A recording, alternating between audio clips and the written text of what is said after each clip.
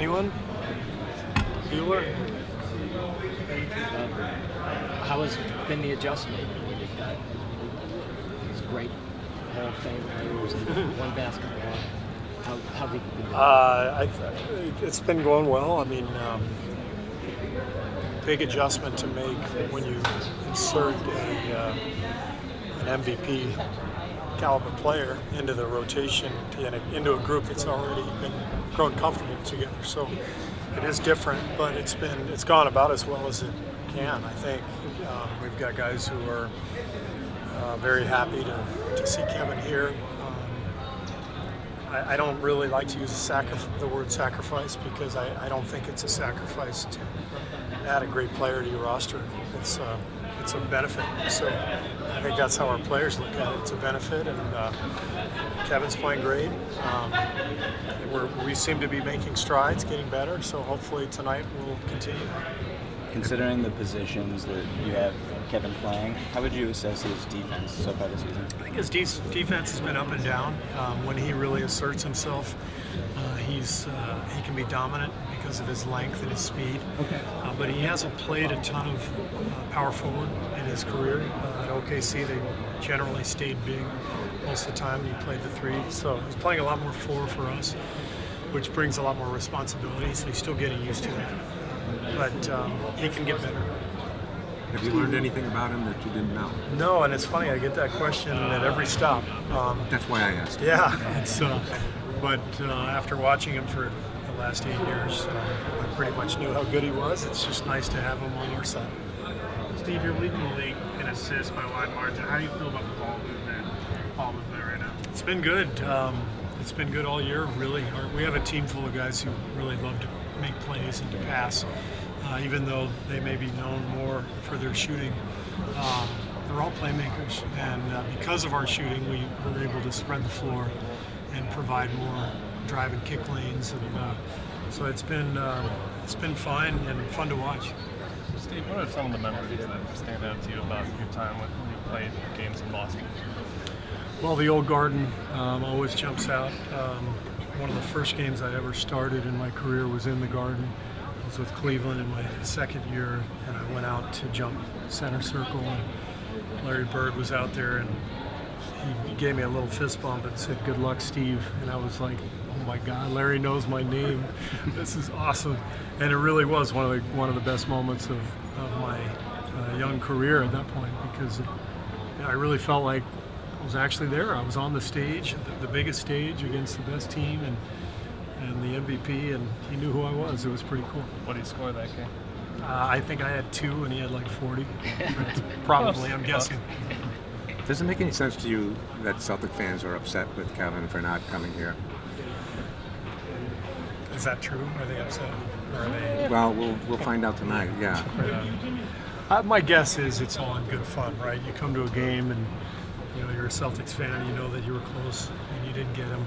So what do? You boo him, But I think most of that stuff is sort of tongue-in-cheek. It's people come to the game to be entertained and let their emotions out. I don't think there will be any heartfelt boos. I would be shocked. Maybe it's different in Oklahoma City, but he did what he did. He made a decision for himself, and he lives with whatever comes his way. It would be pretty surprising to hear much venom tonight. I mean,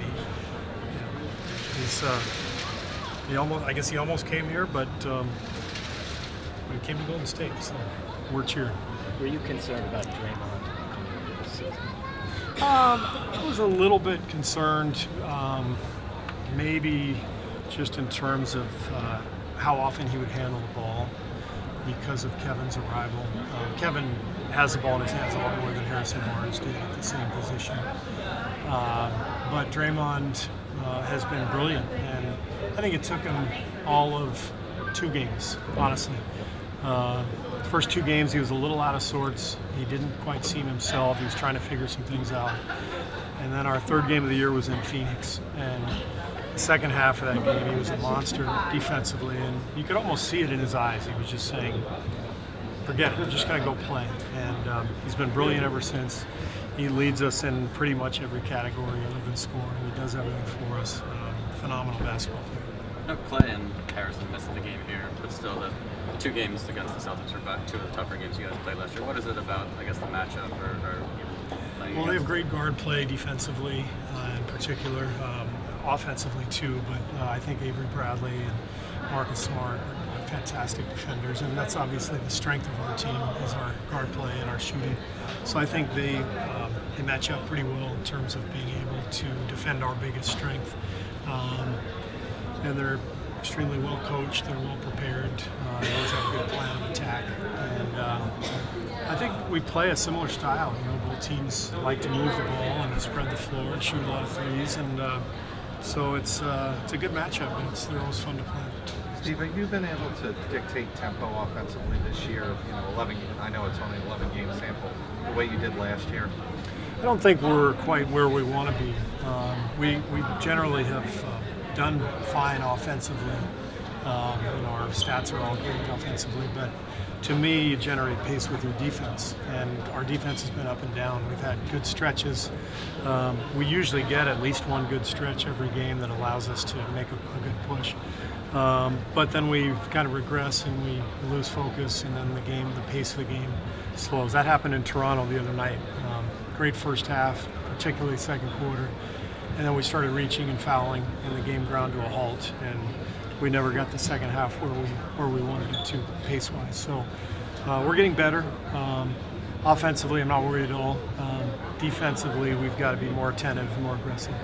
Steve, when coach egos and coach stars and Kevin joins in, was there any suggestions from you about how they should get along, or did you just kind of throw Kevin into a room and let them figure out how they get along and step back? You know, the fact that they were all in the same room in the Hamptons before he signed with us, they got to tell him face to face. In fact, they went off on their own.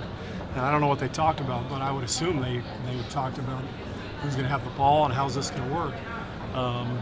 So they all knew what they were getting into, and I think the good thing is the circumstances were right.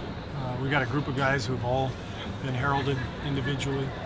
We did win one championship, but we lost last year.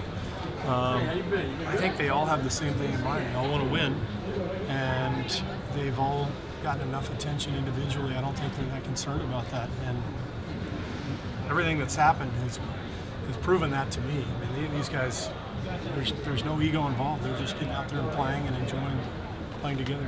Coach, you talked about Avery Bradley's defense. From an opposing coach's perspective, how different does the rest of his game look this season?